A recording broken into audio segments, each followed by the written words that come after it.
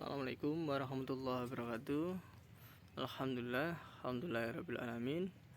Wassalatu wassalamu ala anbiya'i mursalin wa ala ibadina sholihin. Amma ba'd. Alhamdulillah anak sekalian.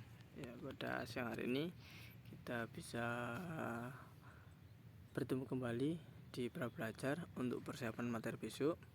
Kemarin sudah kita belajar terkait pengertian sikap optimis, ikhtiar dan tawakal terkait di dalam beberapa surat yang kita pelajari. Nah, untuk persiapan besok fokus pada hukum tajwid. Yang pertama ini mari kita pelajari bersama-sama hukum terkait mad tabi'i yang kemarin kelas 7 itu sudah kita belajar sama-sama. Ya, diperhatikan di dalam keterangan ini ya, sebelum huruf alif atau huruf mad ada huruf ya yang berharokat fathah.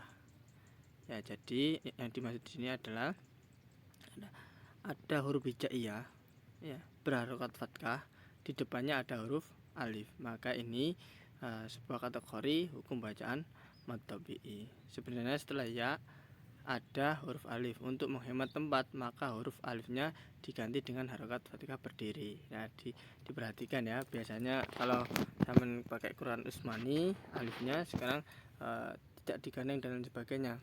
Nah, ada beberapa, yang penting kita tahu kata-kata kuncinya terkait mad tabi'i. Yang kedua, hukum bacaan al-samsiyah. Kenapa disebut al-samsiyah?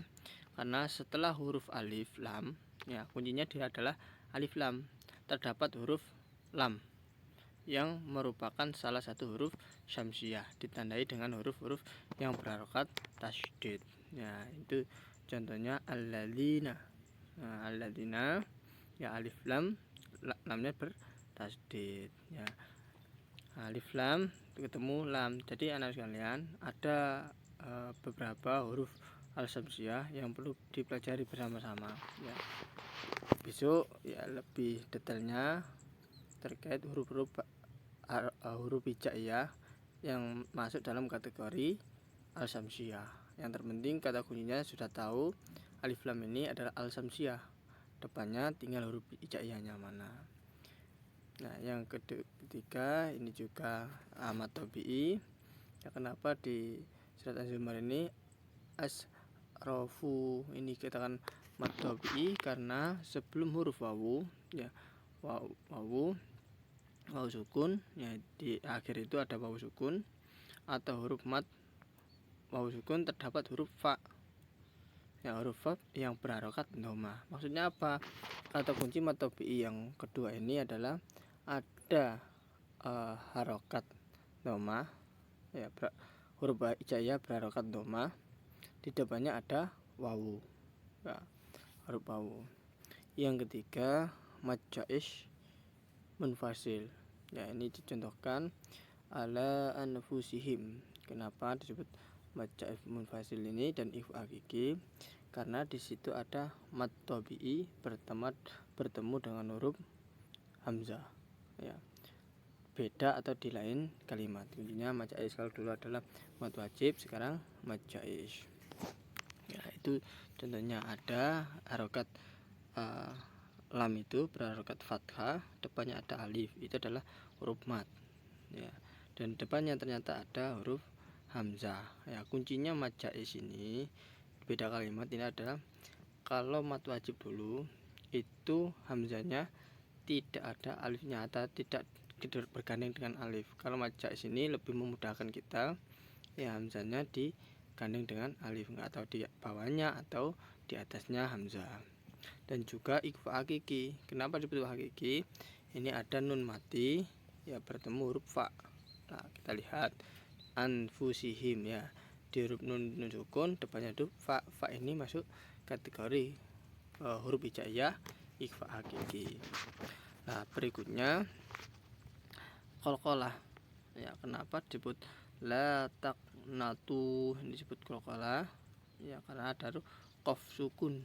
Nah, berarti kan la taq, nah di tengah kata la taqnatun ya, jadi lebih ditekanan koknya la taq. Nah, terus yang berikutnya ada hukum bacaan indahom bilang guna ra tafkim dan laf lafzul jalalal tarkik. Ya, kenapa disebut ini? Yang pertama, ini adalah contoh min rahmatillah. Ya, kenapa disebut dombiguna? Karena di situ ada nun sukun bertemu ro. Nah, perhatikan nun sukunnya min, ya, mir rahmatin. Nah, sebelum ro itu ada nun sukun.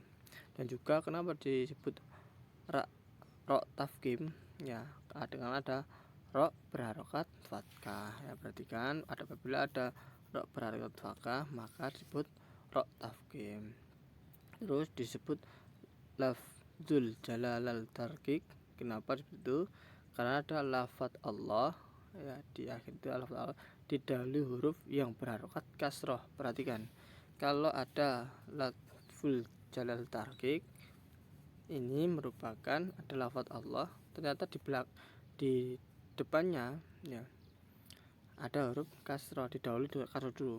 Ya, contohnya min rahmatillahi, ya, huruf ini dirahmati, ya, tinya ini huruf kasroh, harokat kasroh, dan depannya ada Allah, maka ini dikatakan lafzul jalal tarkik. Oke, yang ketujuh ada contoh innallaha. Ya, innallahina ini masuk juga bacaan gunnah. Kenapa disebut gunnah? Ternyata ada nun bertasdid, itu innallaha, nun bertasdid. Juga ada lafzul jalalal tafkim, tadi al tarkik, sekarang tafkim. Kenapa tafkim? Karena ada lafaz Allah didahului huruf yang berharokat fathah. Jadi diperhatikan, ya, kalau harokat fathah maka ini adalah tafkim, kalau kasroh maka tarkik. Dan juga di ke-8 ini jami'ah. Kenapa disebut mad iwad? Karena di situ ada huruf ain. Ada huruf ain, ya, berharokat fathahtain. Ya, ain di akhir kalimat yang diwakafkan. Oke. Ya, ini untuk mempermudah kita sama-sama untuk belajar. Yang berikutnya mad silah khosiroh. Mad ini kan banyak sekali. Kenapa disebut mad silah khosiroh? Ini ada hak dhamir, ya, hi atau hu atau hi yang berharokat kasroh atau doma. Ya, perhatikan itu innahu, ya, mad silah khosirah. Yang ke-10 al-ghafuru. Nah, ini termasuk bacaan al-qamariyah. Tadi ada al-samsiyah, sekarang al-qamariyah. Kenapa disebut al-qamariyah? Karena setelah huruf alif lam sama al-samsiyah dan al-qamariyah, ini kata kuncinya adalah di alif lam. Ya. Nah, tinggal huruf hijaiyah itu, ya, mana yang kategori huruf samsiyah dan mana yang kategori huruf qamariyah. Nah, besok kita belajar lebih detail terkait ini, ya. Sekarang kita pengantar, ya, terkait hukum-hukum ini. Berikutnya yang terakhir mad arid li sukun, ya. Yang ini diberikan contoh ar-rijamu, ya. Ini kenapa disebut mad arid li sukun? Karena berhenti di akhir kalimat dan sebelum huruf yang diwakafkan terdapat salah satu huruf mad tabi'i. Nah, mad tabi'inya di mana? Itu di huruf ha.